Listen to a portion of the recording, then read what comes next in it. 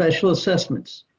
At closing, the seller shall pay the full amount of liens imposed by a public body ratified prior to closing, and the amount of the public body's most recent estimate or assessment for an improvement which is substantially complete as of the effective date, but that has not yet resulted in a lien being imposed on the property before closing. Buyer shall pay all other assessments. So if an assessment comes due and is due in full prior to closing, or if the work being done in accordance with the assessment is substantially complete. In other words, they're putting in a road or putting in drainage, and the work is substantially complete, and we can obtain an estimate, then we can use that estimate and the seller will pay it. If it's payable in installments, you have two boxes, and frankly, I could argue either way which box should be checked. The seller shall pay installments due prior to closing, and buyer shall pay installments due after closing. Installments prepaid or due for the year of closing shall be prorated, or seller shall pay the assessments in full prior to or at the time of closing. So it's sort of like this. I actually prefer box A because the seller paid for the assessment, which is, an amenity, whether it be road, drainage, parking, whatever it may be, during the time that they live there, and the buyer pays for it during the time that they own the home. The other argument is, well, Mr. Seller, it came due under your watch, so you pay it. But I do want to point out this paragraph 9,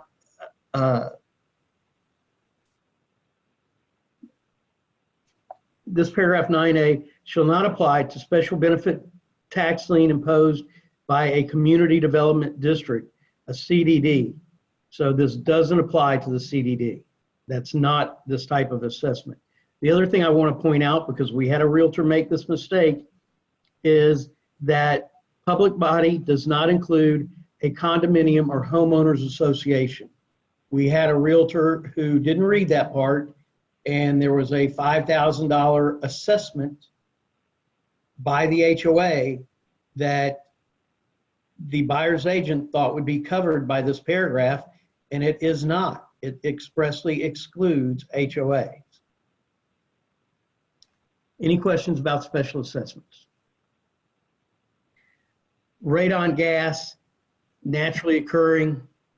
It's in here from the late 80s. When I was a home builder, there was a big radon scare. The lenders actually came out and put radon tests in your home. The statute of limitations has run on this, so I can't go to jail, but I used to cheat.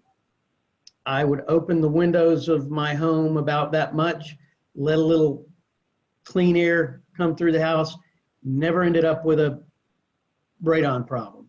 My buddy building the house next door would always say, "Doggone it, Jimmy, how come you don't ever have no radon and I got it every house I build?" Just lucky, I guess. But our grandparents never had a radon problem because their houses were drafty. Today we build energy efficient homes. They're Loctite, and you can get a little radon. Permit disclosure. Except as may have been disclosed by seller to buyer in written disclosure, seller does not know of any improvements made to the property which were made without required permits to the property, or closed, or improvements that were not permitted. So the seller says, I don't know of any unpermitted or open permits. And if he does, he's got to disclose it in writing.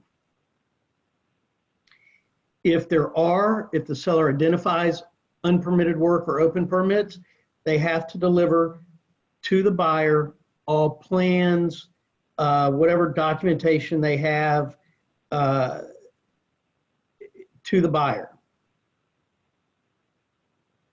Mold, another naturally occurring, we live in a subtropical environment. We have air conditioning. That cold air meets that hot air, we get condensation. Condensation eventually begets mold. It's just a fact of life. Not all mold is bad mold. Black mold is bad. Flood certification. What I do want to point out is if a buyer is unable to obtain flood insurance pursuant to the National Flood Insurance Program or private flood insurance, the buyer can terminate the contract by delivering notice to the seller within 20 days after the effective date, and the buyer shall be refunded the deposit, thereby releasing buyer and seller from further obligations of the contract. So keep that in mind, and I have had instances where a buyer could not obtain flood insurance if their house was built, if the house was built below a minimum floodplain, they can't get flood insurance. Pre-1978, you have to give them a lead-based paint disclosure. Keep the kids from eating the paint. Homeowners Association community disclosure, and they put this in all caps and bold letters. Buyer should not execute this contract until buyer has received and read the Homeowners Association community disclosure. So if you have an HOA, I live in South Tampa, we don't have an HOA. Sometimes I wish we did when I look at my neighbor's house and it's a mess. But that's the way it is down here. The property tax disclosure summary. The buyer should not rely on the seller's current property taxes because, as we all know, when there's a change of ownership, they're going to reassess the property, and it seems like the assessments for property taxes never go down. They only go up. In fact, my property taxes, even during the crash, went up 3% every year, and the reason was I hadn't reached the equilibrium yet of market value, assessed value. So they continue to go up. FIRPTA, the Foreign Investment Real Property Tax Act. I'm not an accountant. I'm a lawyer. People often get us confused. They think we do the same thing, and we don't. I try to stay away from FIRPTA when possible. It is a big tax. And the scary part of FIRPTA is if it's due and owing and it's not paid, the buyer, the IRS can come back and impose a lien on the home, and the buyer will be required to pay it. And I think now it's gone up to 15% of the gross sales price, not the net, the gross. So there are steps that a seller can take prior to closing to limit their exposure to FIRPTA, but it must be done prior to closing. Once the closing occurs, there's nothing the seller can do other than pay the tax. And if they ask us to hold it, we're not going to hold it for long. We got caught once holding it for too long. And, you know, the accountant that the seller had hired was negotiating with the IRS, kept asking us to hold. And before you know it, the buyer had a lien on the property. I went all lawyer on the seller's accountant, and between us, we got it resolved.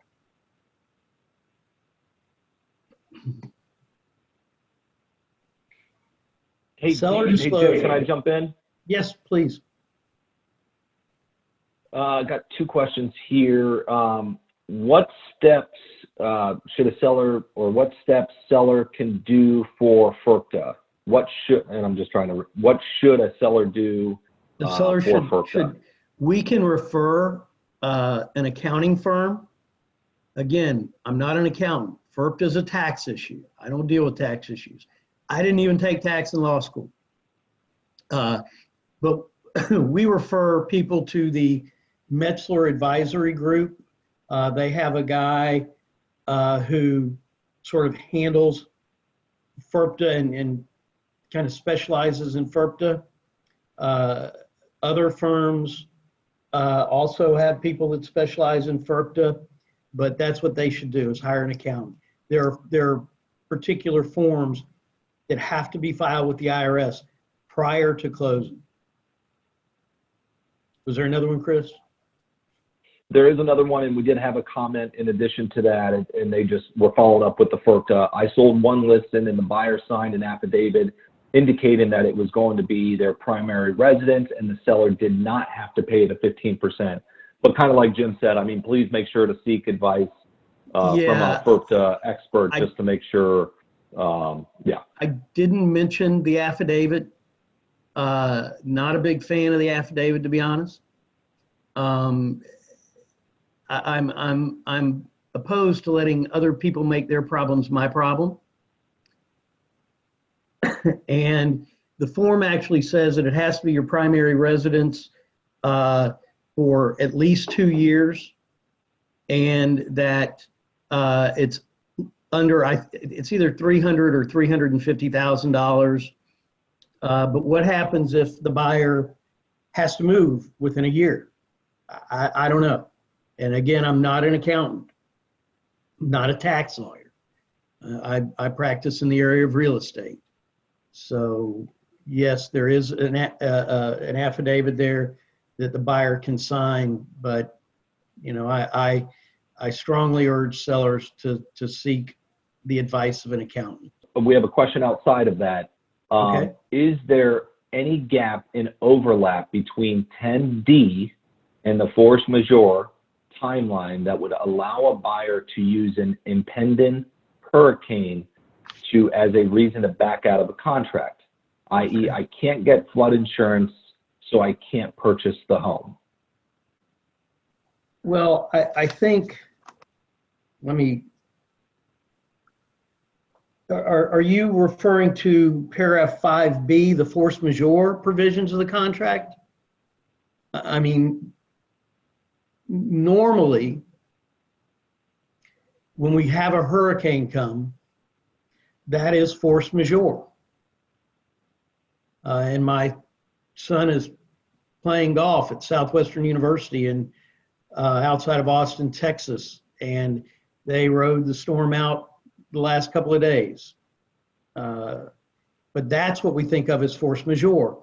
And I'm going to talk about force majeure in a little more detail when we get to Real Estate Standard G, but you know, it speaks in terms of when services are able to be provided, and insurance.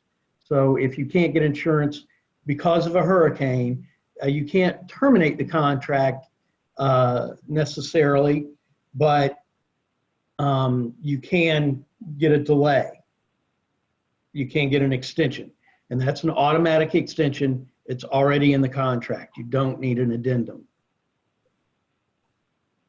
Thanks, Jim. And Carrie, on that, if you do want to talk offline, please let us know, and we can try to help if you do have a scenario that's kind of pending at this time. So thanks, Jim. And that's it for the questions.